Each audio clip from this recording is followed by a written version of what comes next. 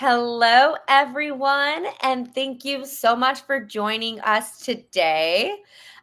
We are definitely going to be diving into how do we unlock the student insights with the new reports that you may have already seen. If you want, you are more than welcome to put where you are joining us from in the chat. We always love to know who is with us here tonight. But I will go ahead and just start by saying my name is Chelsea Lopez, and I'm here with my colleague Lisa Stern.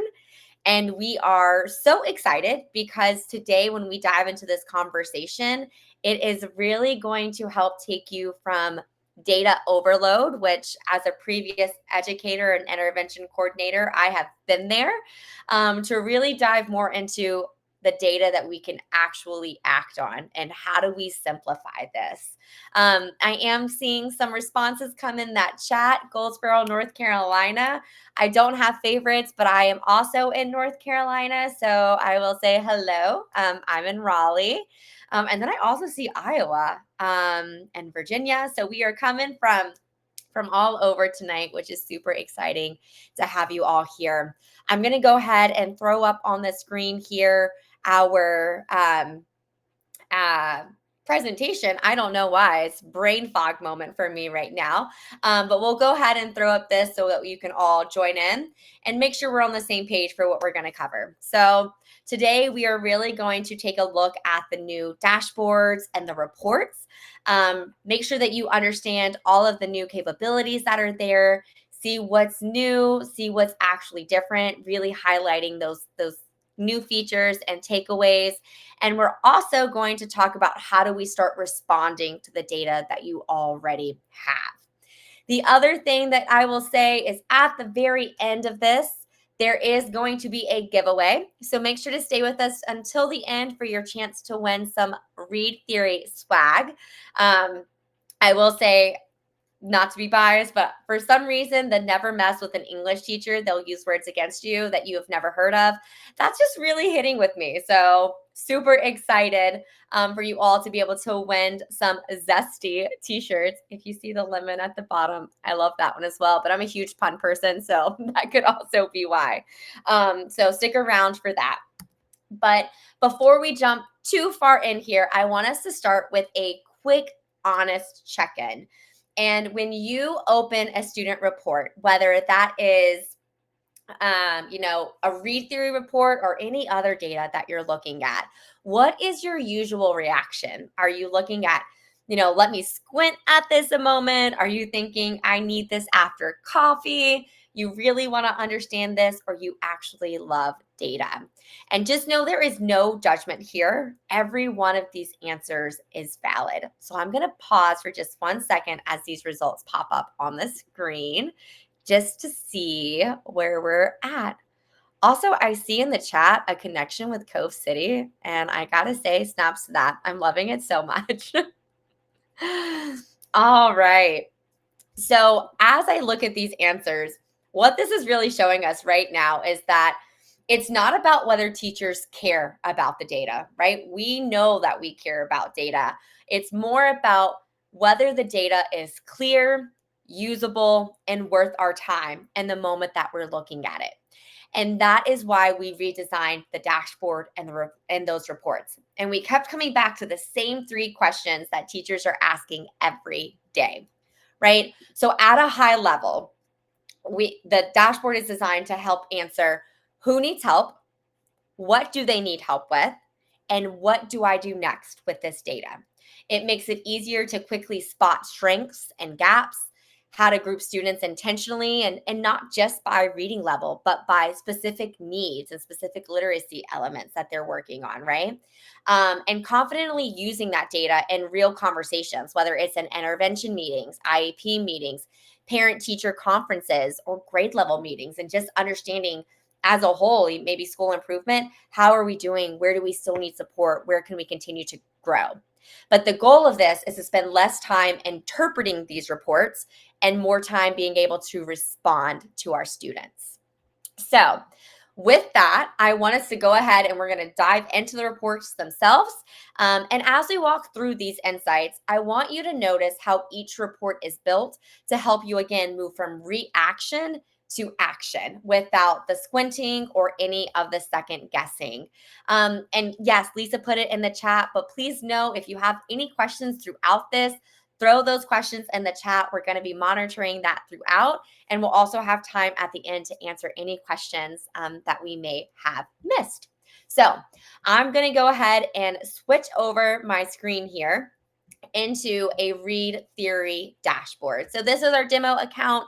All of this is random data from students, but they are fake students. They're not real students. So you don't have to worry about any PII being shared or anything like that. But so when you first log in here and you want to look at your data, you would click on progress reports, right? That has not changed. But a few things that you'll notice. So one, the account that is connected to our demo account is in Central Time. While I am in Raleigh, North Carolina, I'm in Eastern Time. So what this is telling me is that my account and where I'm at right now on my computer don't align. So this will help make sure that all of your data is aligned to the correct time zone that you're in, as well as the work that you're doing with your students, just to make sure all time zones are accurate, because every now and then there might be a little shift there. Or if you're like, hey, I'm actually traveling right now and I'm working in a different city, so you can always update it so it's going to be the time zone that you're working in. So that's one thing. A few other things I want to highlight here is what are some tools that you are going to have on every single report. And the first one, we're looking at this class overview now, but the first thing you're going to notice is your date range. And so with the premium accounts, right, you have access to all previous data. So if you're like, I really just want to see if my students completed their quizzes today, you're able to see that. You can look in the last 30 days, last 7 days. If you're like, I'm actually looking from December 1st until January 8th because you have a very specific date range in mind, you're able to make that change. You can say just the school year or even show all data. For today's purposes, I am going to stick with just the school year. But if you're ever looking and you're like, I feel like there's something wrong with my data, something's off, that date range is always the best place to start looking, just to make sure it's aligned with what you're looking for. The other thing that you're going to see is an export button. So you're able to export all of these, whether you want to print it, turn it into a PDF. If you love working in spreadsheets like myself, you can download it into XLS or a CSV. So you have a lot of capabilities with that. And then here you'll notice this little bookmark. And so you're able, maybe there's a report that you use frequently. You want to make sure it's always up at the top. You don't have to think about it. You can actually go ahead and bookmark that report, and it's going to populate here. So even if I go to a different one, I can click right back to this report and it'll take me there right away. So those are a few tools that you will see there. Now, as we look here at some of these, I'm going to start with our class reports, because that is typically where we start, where we're thinking, how is my class doing overall? And so this class overview is going to give you a quick snapshot. It's going to show you how many students are active, how many quizzes have been completed, again, in this date range, what percent of those have been passed, how many knowledge points have we gotten, as well as the average grade level and Lexile level of the class. And I just really want to emphasize that, again, all of this data is based on the date range that you choose. And one question I typically get here is, what does it mean when it says a student is active? That means that during this date range that you've chosen, that student has completed at least one quiz. So that's what initiates that active piece there. As I scroll down, I won't spend too much time on these, simply because we're going to dive deeper into them in a moment. But you're able to see a quick snapshot of the curriculum standards based on different reading comprehension skills. So craft and structure, I can see 78% of our class is answering that correctly.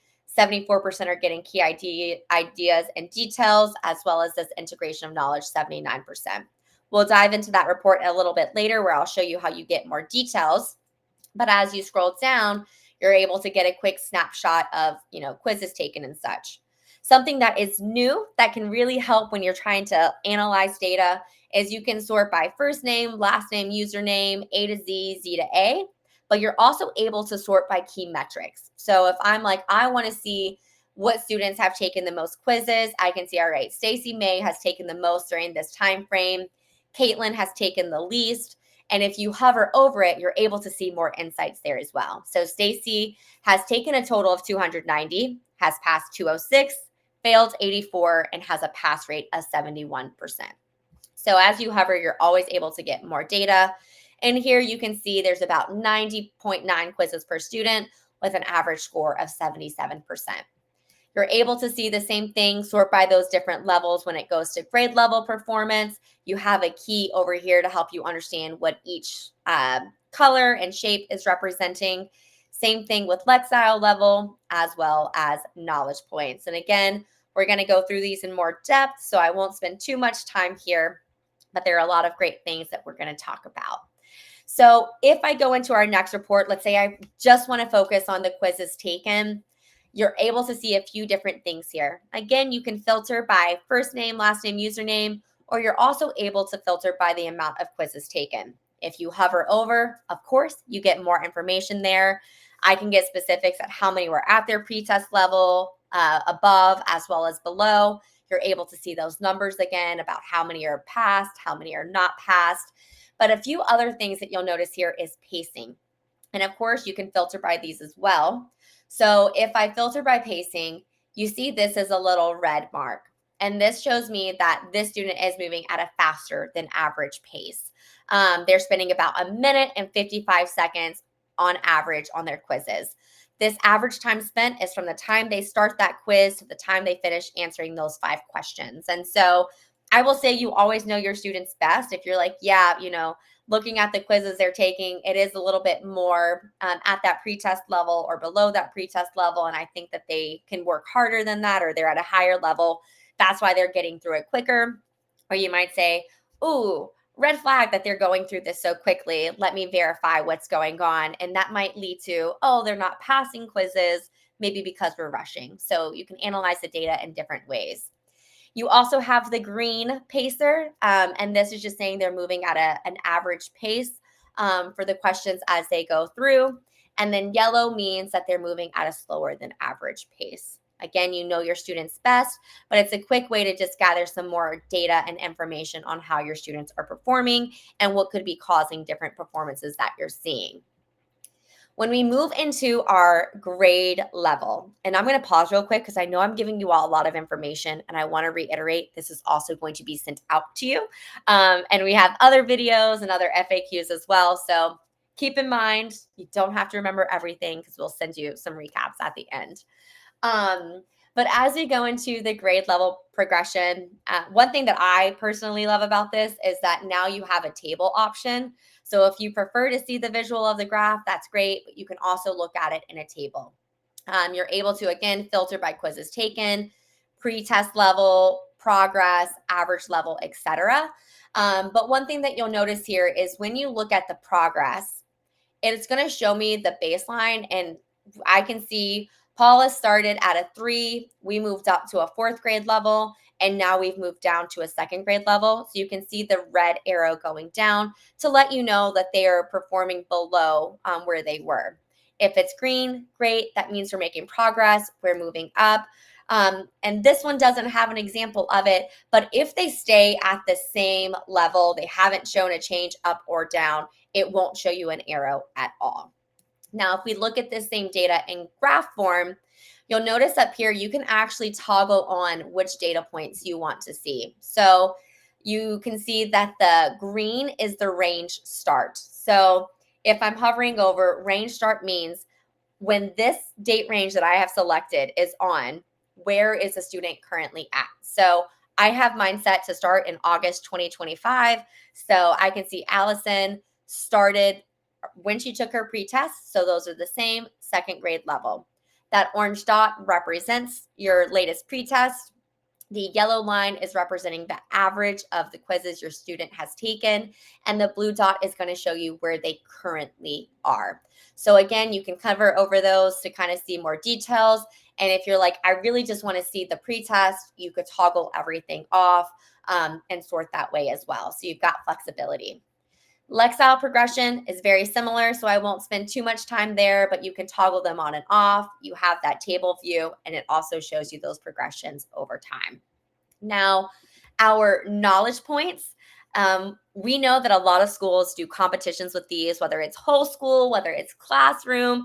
And so to help make that easier, what we've also done is now at the top, you can see the average knowledge points that students are getting, but we've broken it down into first, second, and third place. So if you are doing a weekly competition, I'm like, let me see the last, or maybe a bi-weekly. I want to see the last 2 weeks here. It's actually going to go ahead and change, and I can see, okay, Maryland's got first place for those last 2 weeks. Jacqueline's in second, Tammy's in third. But you can also filter by those knowledge points, so it'll show you that data over time as well. The last two reports of the class reports, one is engagement. This is again showing you those active students. So if I hover over this, I can see in this time frame, 17 of 21 have been active. They've taken 1,303 quizzes. I can see we had the most activity in September. And if I hover over September, you're able to see more details. You might notice here, like do a quick glance and say, well, why weren't we as busy in November? Why weren't we as active? Oh, we had, a holiday break or something like that. So it's, again, just a quick glimpse into the activity that you have going.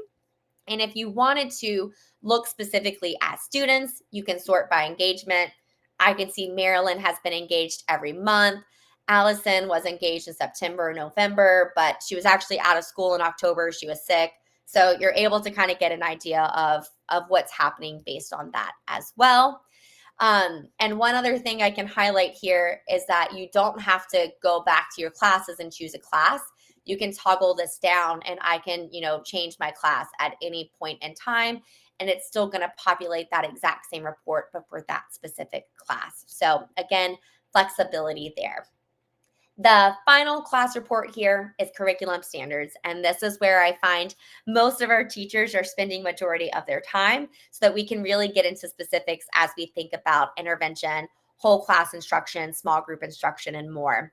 So as I look here, you saw this, it was kind of broken down like this on that main page, but when you're in the full report, you're actually able to break it down even further.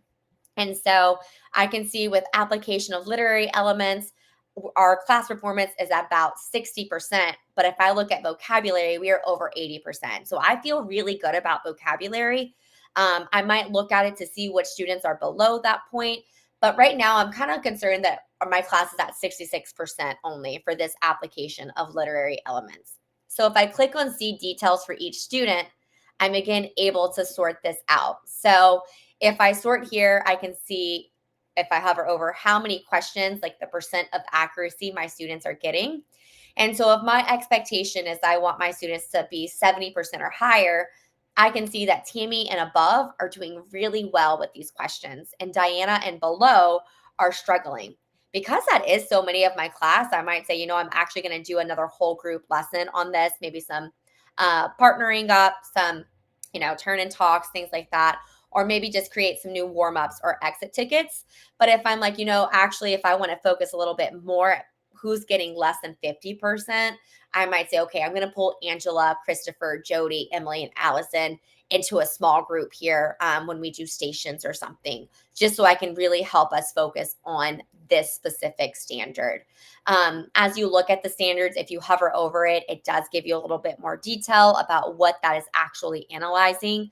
But so you can really do some deep diving here, and again, just kind of filter it so you're able to see what students need the most support where. So that is a lot of information about your class reports. The student reports are very similar, so we'll go through those a lot quicker. But again, I see Lisa's answering some questions in the chat there. So I will come back to those in one. Let's see. I was going to say, you should see some questions for you to answer out loud too, hopefully. Okay, yeah.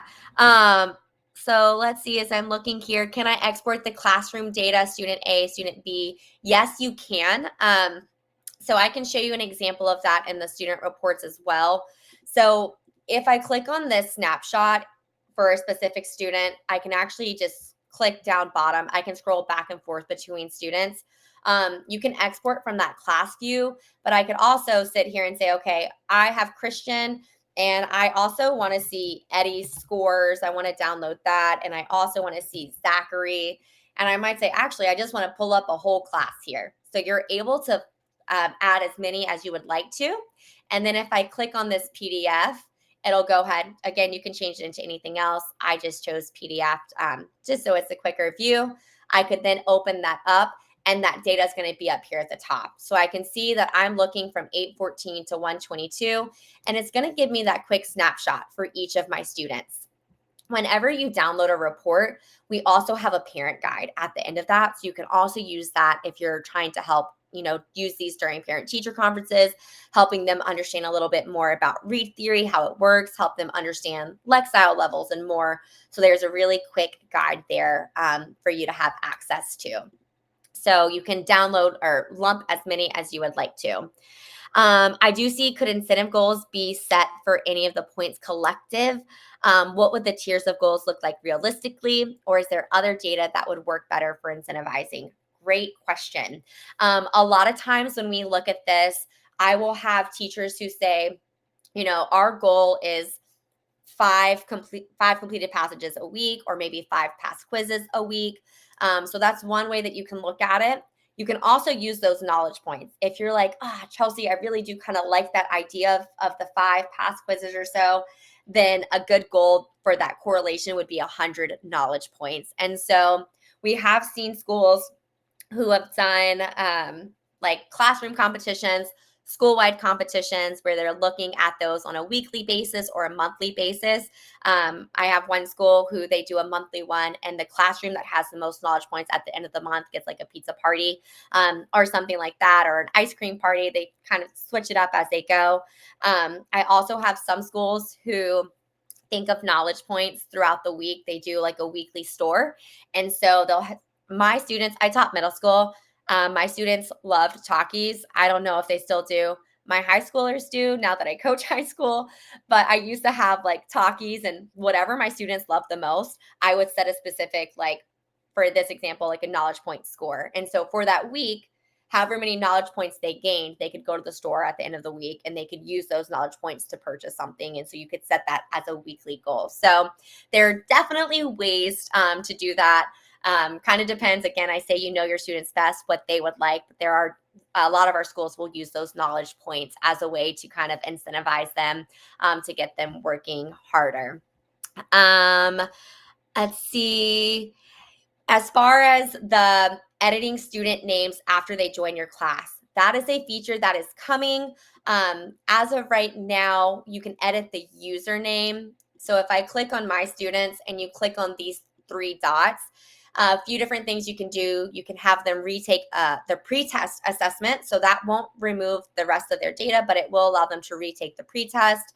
You can reset student progress.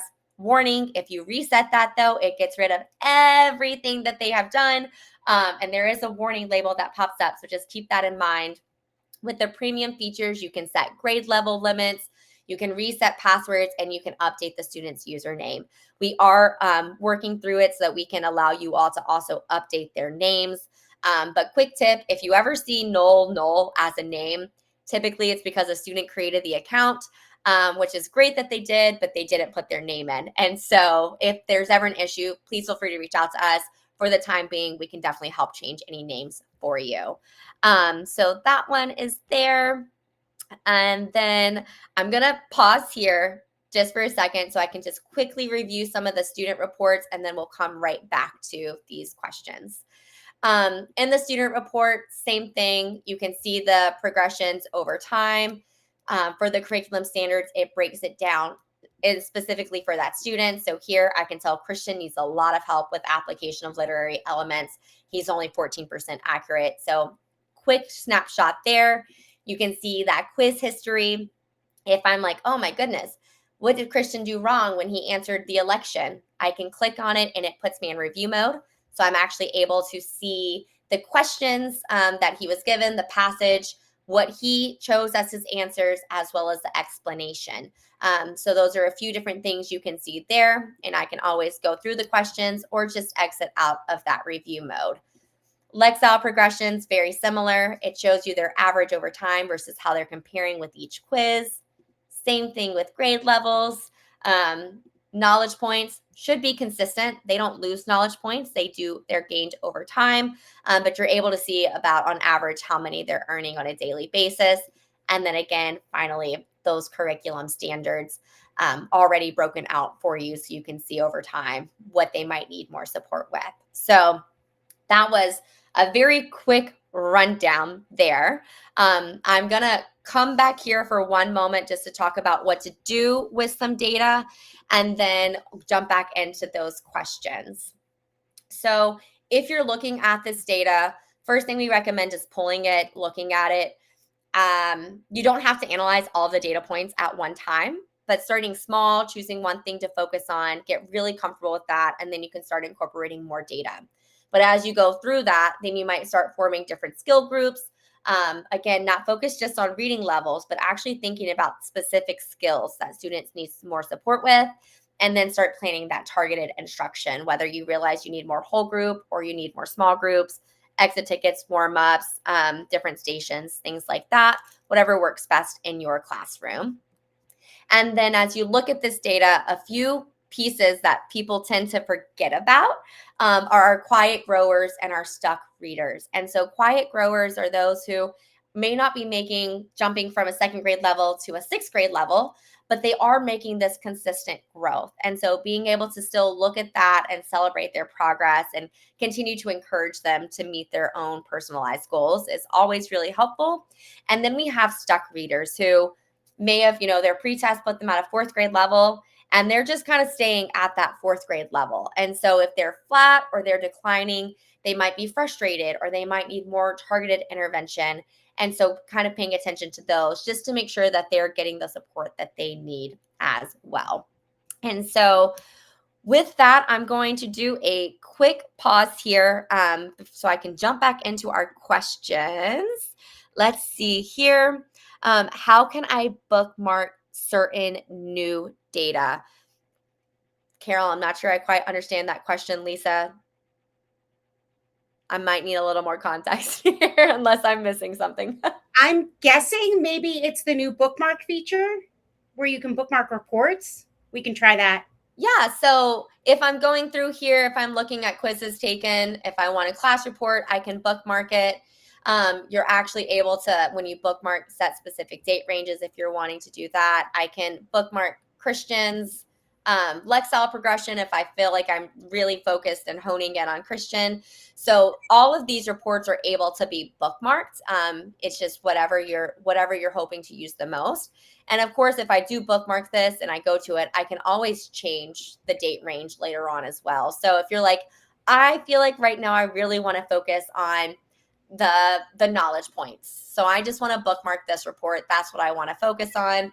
I can bookmark that and I can always change the date range as we go through. If that didn't answer your question though, please feel free to explain a little bit more in the chat and I'm happy to go over that one. Is there recommended usage for the program to receive accurate usage data? So when we are looking at this, we always say the benchmark is quicker, right? It's 20 minutes, 8 questions. So it's kind of setting that baseline. And then the program is adaptive. So it's kind of growing, or not kind of, it is moving with the students. So when they are being successful, it's going to keep moving them up. If they're starting to struggle, it'll move them back down to where they were or where they need to go. Typically, what we recommend is after the first 10 quizzes, you get a really solid baseline of where students are. And so that's when you start seeing even more reliable data. Again, paying attention to that pacing just to make sure that students aren't rushing through questions is always a really good, helpful thing to analyze there. But typically after those first, 10 quizzes, you're going to start seeing a lot of reliable, solid data based on how students are performing. Is there any way we can assign specific text and question types? Yes, we do have this activities feature here. You can create new activities. So there is recurring activities. So if you were like, I actually really just want to make sure I want to set that goal of complete or pass quizzes. I want them to do 5, 6, whatever it might be. You can set that up. But also within activities, we do have assigning specific passages, and we are continuing to grow out this library. But if I click on this here, I can choose, a class that I want, whatever it might be, and you're able to see a little bit more. So you can change the grade level, you can filter by different tags. So if you're right now thinking about students focused on nonfiction, you're able to pull those up. As I mentioned, we're building this out a lot more. So you're going to see a lot more specific titles coming out and things that you could potentially use with your students there. And I teach speaking, listening. I wonder how we could integrate read theory to our syllabus. I don't want to say I don't have an answer for you right now, but what I would love to do is reach out to you just to learn a little bit more about your class, how it's set up, what your syllabus looks like right now. And I'd be more than happy to dive into that and kind of help think through how read theory might integrate really well into there. So feel free to email me. I'm more than happy to put my email in the chat there because I'd love to talk through that with you a little bit more and help make sure that we get that situated there. Awesome. Lisa, before I go back to our session, is there anything else that I am missing? No, I think you got them all. The only thing I would say is with the question about speaking and listening, you could quickly show the read aloud option. Yeah. Part of the listening piece anyway could be helpful. And then probably learning more would be even more helpful, but might be one little piece that could help. Yeah. Good call. So if you want to turn on read aloud, I can see here that this one already has read aloud on, but you are able to turn it on for specific classes. You can just edit that class setting. In that class setting, especially with that premium feature, you can turn on read aloud. You can also allow students to, go through if you want them to be able to look at their own grade and Lexile levels. I find that's really helpful if you do student teacher conferences and you want them to take a little bit more ownership, allowing them to actually see those results and then bringing that data back to you and say, based on what I see, this is what I need more support with. Definitely something that's a lot easier for older students. The little kiddos might struggle with that a little bit more, but as you get to middle school, high school, that's a great option. You already have no ads because you are premium. And then you can also set that grade level. So if you're like, my kid took the pre-test, I felt like they rushed through it, I reset it for them, they're still rushing through it, oh, they're driving me insane. I get that, been there, done that. And you're like, hey, they're really not at a third grade level. I want them working no lower than a fifth grade level. You can always set that grade level range. One caveat to that is whatever their next planned passage is will be the first passage they have to take. But once they complete that passage, it'll then integrate this grade level range. And so whatever you set that as will stay there. You can do this for individual students as well as for whole classes. So you do have those capabilities there. Awesome. So I know we are at time. I'm going to just get through here really quickly. And then as we're kind of doing the last few bit here, I will also just double check to make sure there are no more questions. But we do have more PD webinars coming out. Next week, we're doing one all about creative strategies to make central ideas stick. So if you have students who are struggling with that and you're looking for, new ways to support them, that's a great opportunity. If you are in Georgia, we actually have one all about Georgia milestones as those have been updated.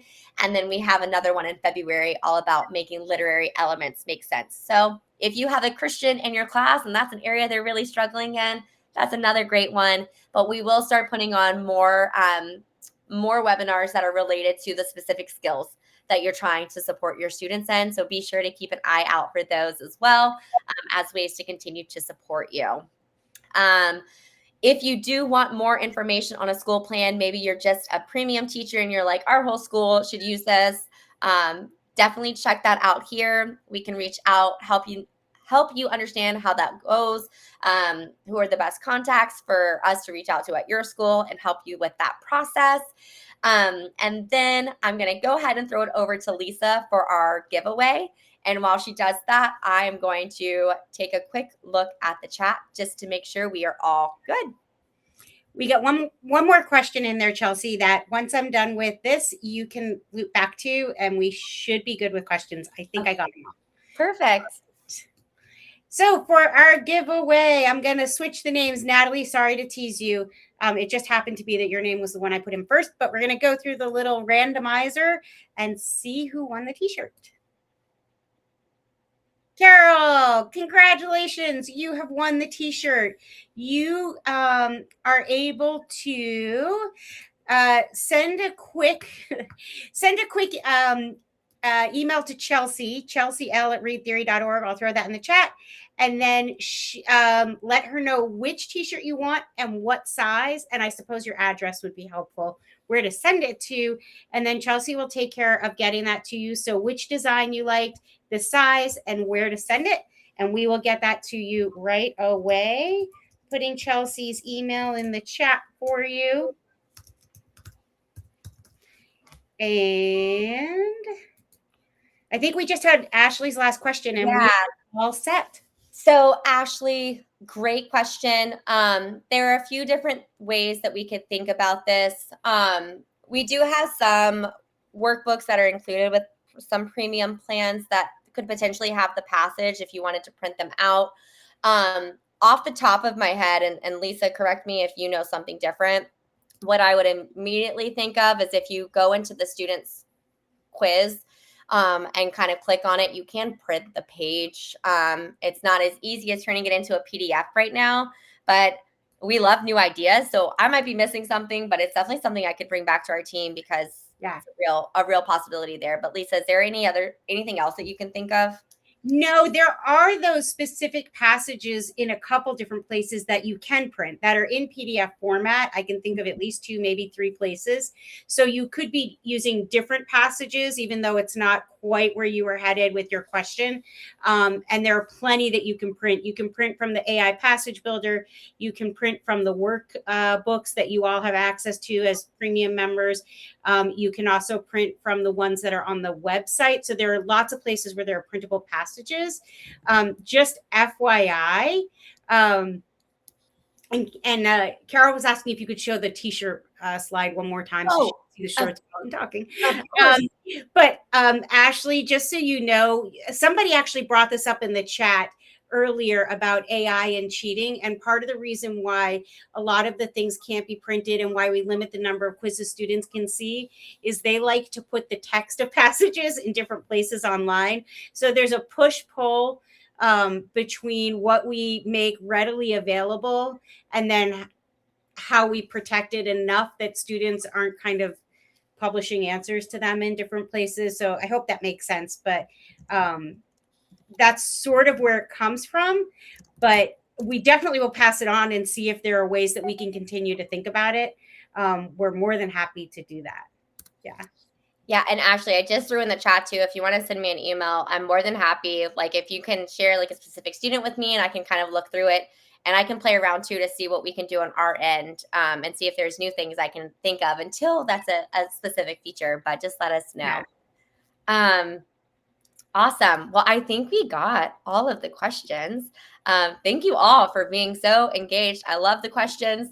So hopefully you got your answer or your questions answered. But if you didn't, please, please, please don't hesitate to reach out. That is why we are here to support you all with this. Thankfully, we are a team that's made up of a lot of former educators. So we know what it's like. We've been in the trenches. And we're always happy to help share what we hear from other schools, what's been successful for us as well. So yeah, please don't hesitate to reach out. Don't forget, we have those professional development opportunities. But if there's anything else we can do, let us know. I hope you all have a great rest of your night. Thank you so much for your time, and we'll see you at the next webinar. Thanks, everybody. Bye.